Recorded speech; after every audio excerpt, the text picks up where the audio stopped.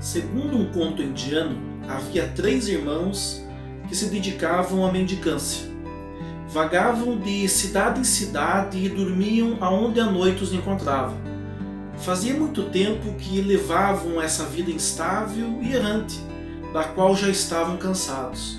Certa noite, quando jantavam em torno de uma fogueira, nos arredores de um povoado, um velho homem aproximou-se, pediu licença para sentar-se com eles e compartilhar da refeição. Os 3 concordaram de bom grado, e o homem, que era de fato muito velho, perguntou-lhes quem eram e no que trabalhavam.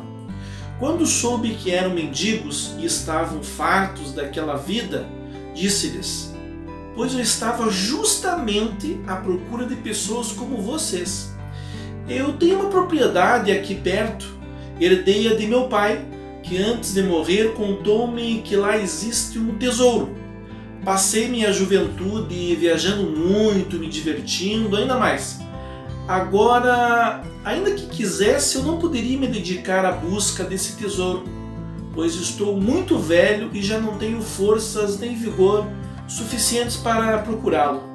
Não tenho filhos e nem parentes próximos, e morrerei em breve. E o tesouro jamais será encontrado.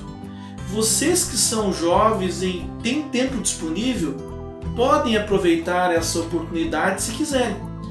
Eu lhes darei a minha propriedade a vocês, mas em contrapartida começarão a busca imediatamente.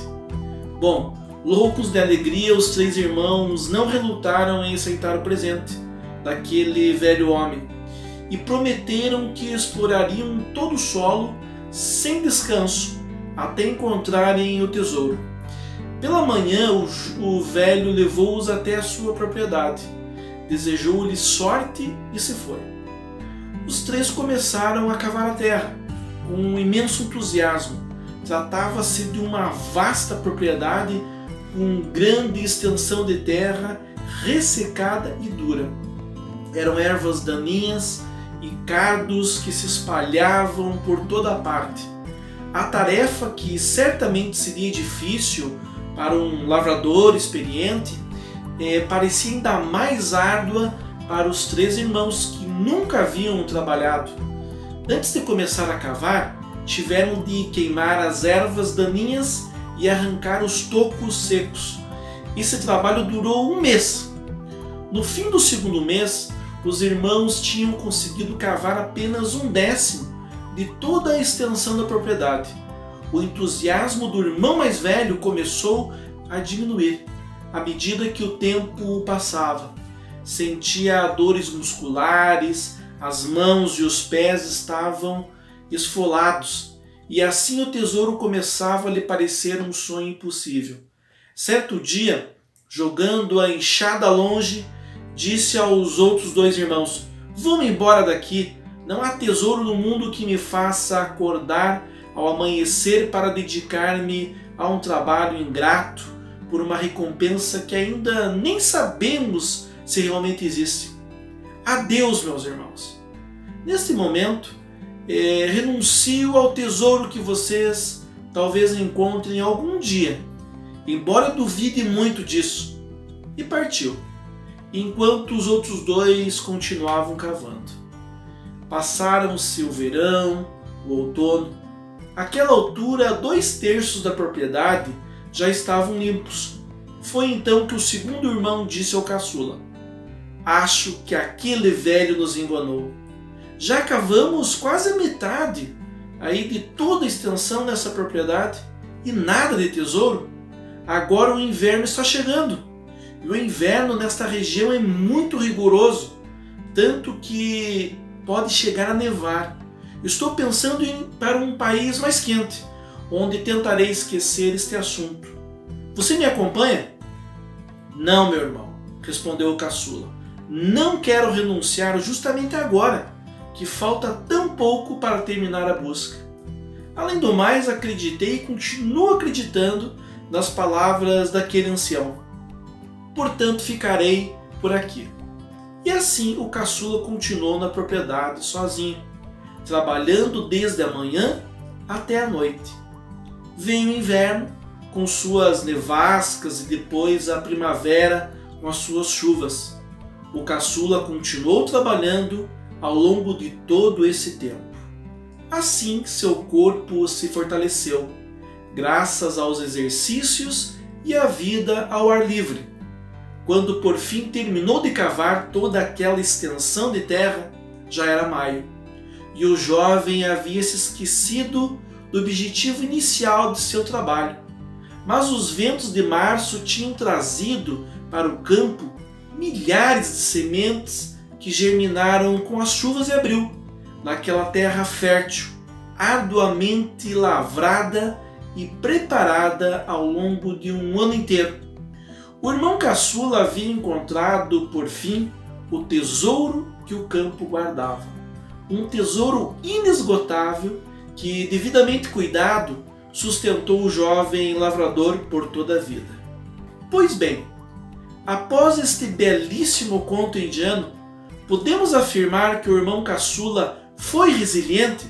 Bom, para tentar responder, vamos começar recorrendo à origem etimológica da expressão resiliência, que do latim resilio, resilere, derivada de re, que significa retrocesso, e salio, pular, saltar, significa saltar para trás, voltar saltando. Na psicologia existem diferentes abordagens a respeito da resiliência. Algumas consideram a resiliência a partir de fundamentos de adaptação ou adequação social. Outras, onde os sujeitos que se abalam se recuperam e se modificam. E existem ainda abordagens que consideram os sujeitos que, mesmo passando por momentos de extrema tensão emocional, não se abalam. No caso brasileiro, é unânime a ideia de resiliência estar associada à física, apesar dessa disciplina considerar basicamente a ideia do retorno. Daí as várias imagens vinculadas à resiliência para tentar conceituá-la. Uma vara de bambu que, sofrendo a ação do vento, enverga e retorna ao estado inicial, um elástico esticado que, cessando a pressão, também retorna ao estado inicial. Mas afinal, qual é a ideia de resiliência em termos humanos? Que existe algo para além do simples retorno ao estado inicial, ou seja, o crescimento e o aprendizado. Em termos gerais, a resiliência seria a capacidade do ser humano não somente de resistir a uma situação estressante, mas principalmente de aprender com aquela situação vivenciada, se tornando melhor. Voltando à pergunta, podemos afirmar que o irmão caçula foi resiliente? A resposta, por mais óbvia que possa parecer, é não necessariamente. O que o irmão caçula fez, na verdade, foi ser rígido e não se desviar do objetivo, ou seja, escavar o terreno para encontrar o tesouro. Suas ações a partir dessa experiência é que vão determinar se de fato a experiência serviu para ensinar-lhe alguma coisa, se ele será a partir de agora um ser humano melhor. É possível ao menos dizer que o irmão caçula foi persistente? Depende.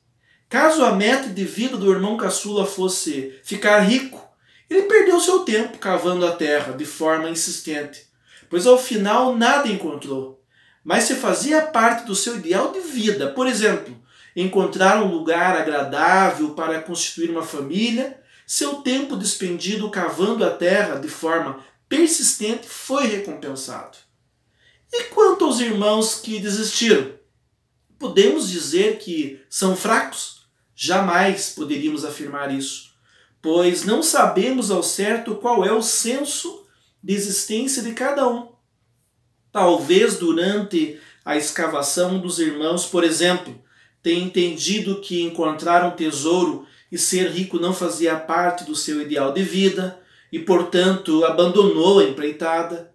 Recuar não é sinônimo de fraqueza, pois se assim o fosse, o próprio termo resiliência, que é saltar para trás, voltar saltando, jamais poderia ser utilizado. A compreensão do senso de existência, ou seja, quem sou, é condição necessária para um perfeito alinhamento do senso de direção, para onde querer ir.